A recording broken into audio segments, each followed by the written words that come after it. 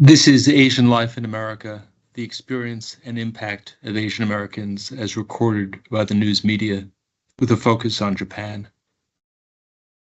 Asian Life in America is the third in a series of Life in America products from Redex. We began with Black Life, followed by Hispanic Life, and now Asian Life in America. The first question we asked when we built the database is, who are Asian Americans? And we decided to include very broadly major groups of people from East Asia, Southeast Asia, and South Asia, including Afghanistan.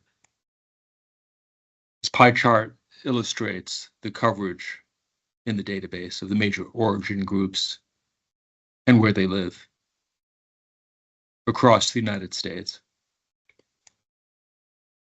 The key point, a key theme of the archive is that Asian American history is American history.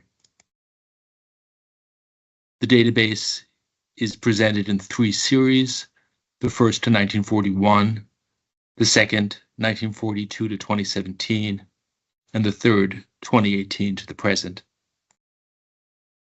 It's a primary source collection that gets refreshed every day. It's a deep research collection that's also a learning tool, and the suggested searches enable students to easily explore the story from many angles and many events.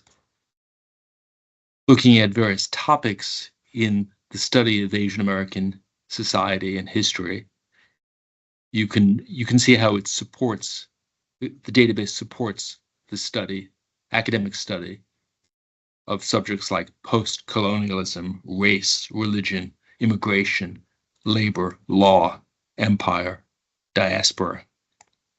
This presentation focuses on Japanese interest, writers, poets, the floating world, Japanese internment, Allied occupation of Japan briefly, Japanese Americans in the US courts, and other subjects.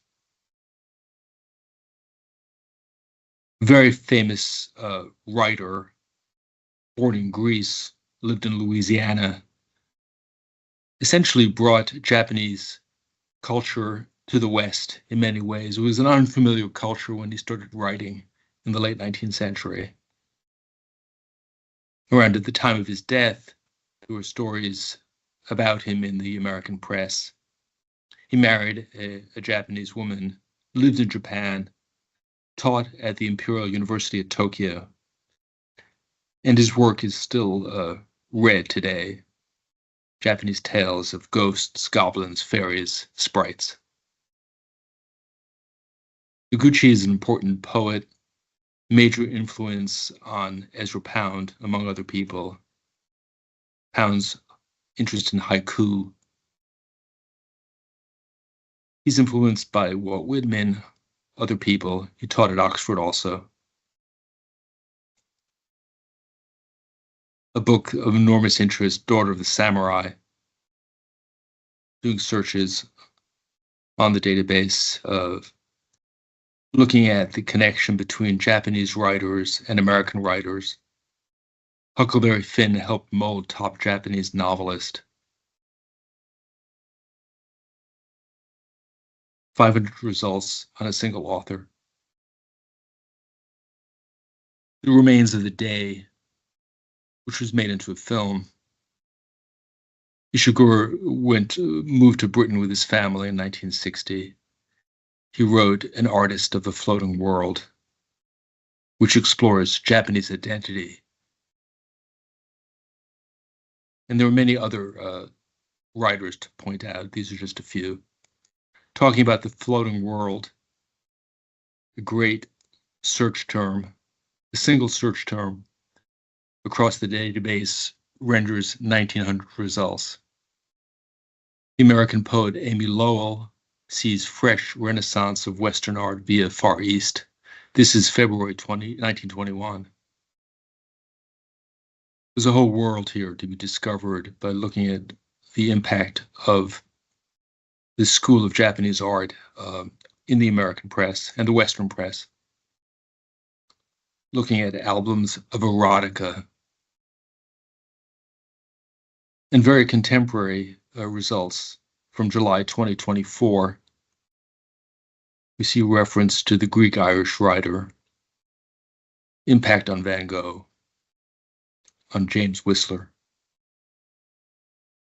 Another major topic is, of course, Japanese Americans during the Second World War.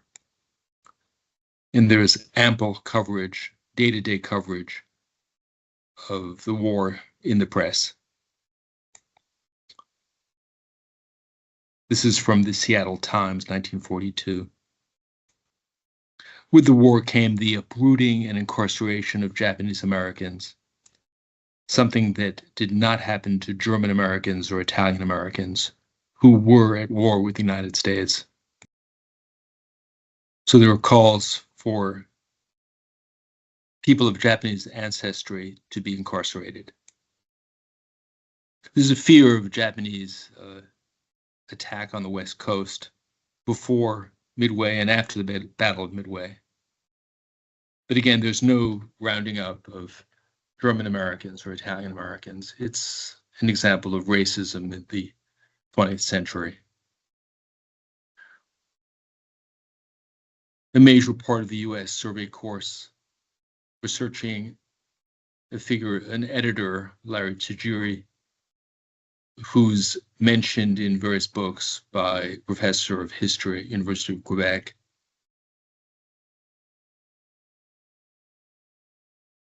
Great collection of internment papers, which are searchable and which are beautifully indexed with these subjects, just a subset of the subjects covered in the collection.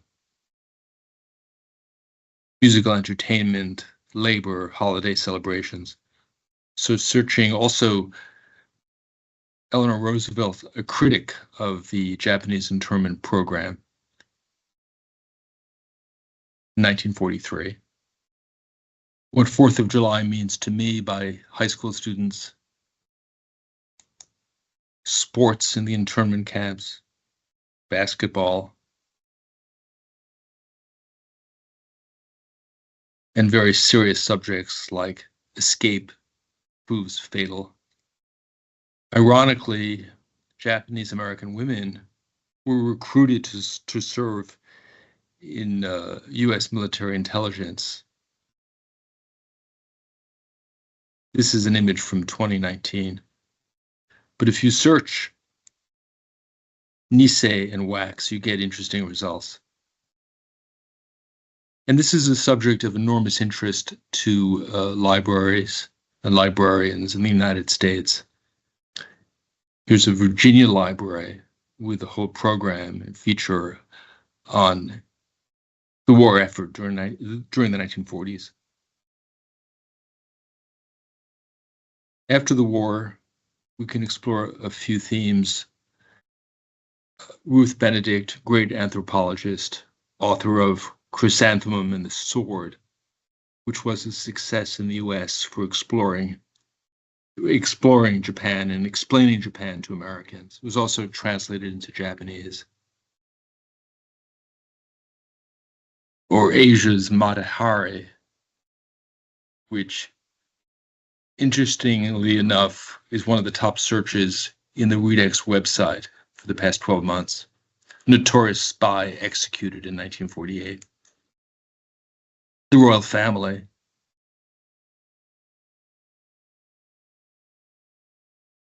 Japanese heir apparent, depicted as a regular boy, followed in the press the way the British royal family is followed.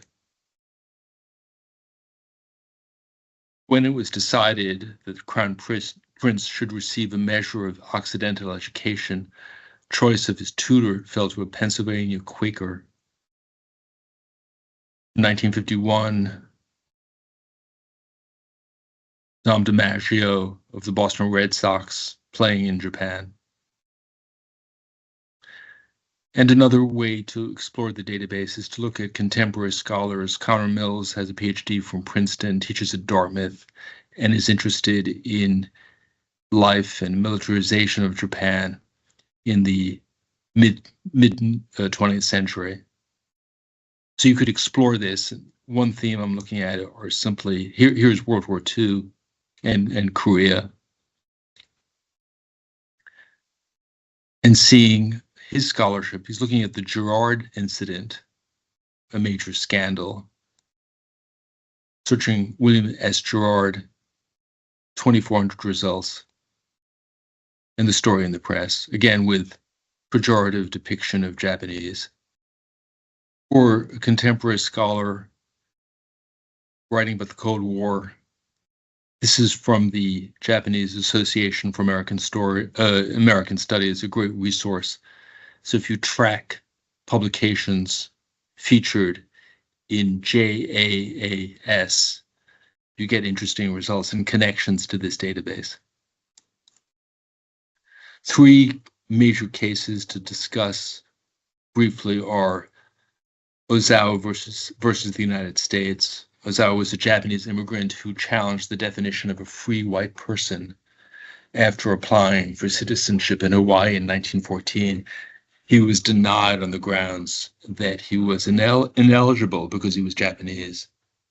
But looking at the story before the case is decided and searching his name, you get results from 1916. This is where the newspaper database is very useful. The court ruled the Japanese are Mongolians, etc. This is part of the whole fear, the yellow peril, the fear of people of color in this period. And it's not until the Johnson administration in 1965 that you have a new immigration policy. Very famous case, again, part of the civil rights history of the US, is Korematsu versus the United States. He challenged internment in the 1940s. Now you can find this material on the internet. I mean, just on YouTube, you can find the results in Korematsu versus US, but you will not get this kind of depth of coverage or breadth from September 1942, discussing Attorney General Earl Warren, who becomes Supreme Court Justice later. So the stories are here. They're covered in the press. And in the 1980s, he's vindicated. Another case is, again, after Brown v. Board of Education. The Lau case cemented the decision of Brown. Results from 1974. And finally, the case of Gatsu Goto. The case is buried in the press in 1889, but in Remembering the Past in 2005, we see discussion of it. It's a notorious lynching. Looking at a few cultural icons, you can search Canon, Toyota. Strong Japanese community welcomes Toyota managers. Yamaha. Pokemon, with over 40,000 searches just for the period 2000-2024. Manga mania, and Japanese cuisine, of course, which is always interesting to look at. Baseball, searching baseball headline text and Japan headline text, you actually can construct or trace a history of the game in the press into the contemporary period. And finally, a century of cinema, over 100 years of cinema to explore culture. The great Japanese actor from 1914. And if you search Hayakawa, you get 37,000 results. He was a star in a film from Cecil B. DeMille. It made Cecil B. DeMille a major director, and it made him a major star, Hayakawa. But during the war, of course, you have paranoid, jingoistic movies like Little Tokyo, and stereotypical depictions of Japanese during the war. Richard Liu was actually Chinese. He wasn't even Japanese, and he's a villain in many movies. Here he is with Dana Andrews. After the war, there's a recognition of the role that Nisei soldiers played. This is in suggested searches. You would never have seen this during the war. But Japanese Americans served in Italy and France. Hayakawa returns to the US, stars opposite Claudette Colbert, and then makes his most famous movie with Alec Guinness, Bridge on the River Kwai. These are images and articles to be found here. And then in the 1950s, a re-examination, a changing attitudes towards race, gender, sexuality. Oscar-winning film Sayonara. Miko Taka wins an Oscar. You can use the press to look at decades of reception. So here's a movie made in 2016. The love story between a Japanese American and a woman of the South, which of course would never have been made 30 years earlier. We do have to mention the great masters of Japanese cinema, Mizoguchi, Ozu, Kurosawa. And searching Mizoguchi and Hitchcock, you get results. You see how the international film circuit is captured in the press. Perhaps the most famous Japanese director, Kurosawa, connecting Kurosawa, Yojimbo to films of Clint Eastwood and Quentin Tarantino. There's no Kill Bill without Kurosawa. And going back to English language poetry, Kurosawa's Shakespeare, seen in Throne of Blood and other films by Kurosawa. Very contemporary films. Thank you.